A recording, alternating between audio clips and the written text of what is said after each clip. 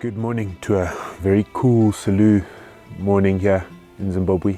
My name's Etienne Oosthuizen and welcome to my garden. This is the first video and hopefully it will be a journey in how we transform this little patch of backyard into a self-sufficient garden. It sort of started with my middle child, Ivan. I've got 3 children, Ivan's the middle one, and he wanted a veggie patch.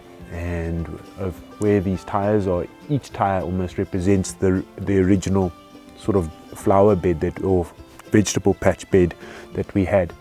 That was November 2019, and then come March 2020, COVID-19 obviously hit the world. Some places earlier, but that's sort of when it impacted Zimbabwe, and we went into lockdown. And that's when my wife and I, Liana, sort of decided, let's try and make a garden that's completely self-sufficient. So we can't move around, we can't get to the shop, so we might as well, now's the best time to try something like this. Better late than never, I suppose.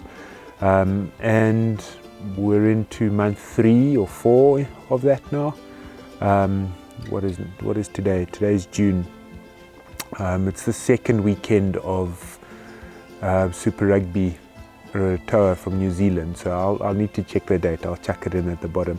I'm so happy that Super Rugby's going, even though if it's New Zealand Super Rugby, I just want rugby. Anyway, it's good to have rugby back on the TV. That's a side note. But I wanted to start a YouTube channel to sort of show our journey as a little family in our backyard veggie patch. We as a family had very little vegetable experience. I come from a farming background. I'm a farmer's son, grew up in Karoi. I had zero interest in farming, absolutely none.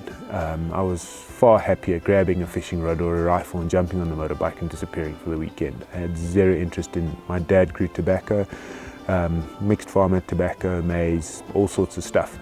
Cattle, sheep, chickens, geez, we did it all.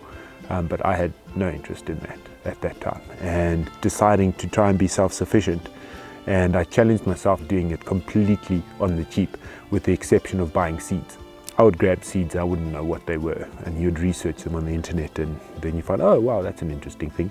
Moringa being one. I didn't have an absolute idea what it was. Now I'm chuffed, I've got like 6 trees. Anyway, no further ado, let's show you around the garden. Good morning. So I'm going to show you the small tour of the garden. I thought of changing it up a bit from my original plan. What I'm going to do is show you the tour of the garden, then throw in some of the old pictures, if I can find them, of what the garden used to look like. That'll probably give a nice starting point to this whole adventure on gardening and showing it on YouTube. Sort of a before and after. I just need to find those hard drives. Don't know. Yeah, this should be interesting. Okay, cheers. Yeah, you'd think, being a photographer in my previous life, that I'd be able to get the exposure right. Anyway, it's a bit tricky with the sky being so bright. So I thought I would try and get the angles that are very similar to the photograph. So this was the first one. I'm just going to do a sweep of the garden here. So this was all grass at one point, and I would be standing on some roses. There was a whole bunch of roses against the wall here. Something I'm very sad about is there used to be some avocado trees. We had 2 avocado trees here, and I thought I'd move them to the front garden because they grow pretty quickly, to give some shade, but I didn't do it properly and I ended up killing them. Very sad about that. Anyway, there we go. So there used to be roses up and down this wall. Okay, so this all used to be grass, and it wasn't nice grass. It was that bush lawn grass. It was, I don't know what the name is, but it was pretty tough stuff, and it struggles to get away. Biggest change here is the extension off the original house, which was the thatching. This is our kitchen, and our bathroom is that little in the center of the frame on the other side of the stoep. If you're curious what a stoep is, it's a patio in Afrikaans. Yeah, so this is probably the biggest change, and then everything else was grass mixed in with a few bushes and trees and very rough ground. So this is bad. I didn't want to show you this runoff from me irrigating putting water on the grass here, but I thought about it, and it shows you a very good situation of what the soil is like. after the builders had finished building the house, this isn't topsoil that these tires are on. It's actually very deeper clay that was found here, and it goes rock hard.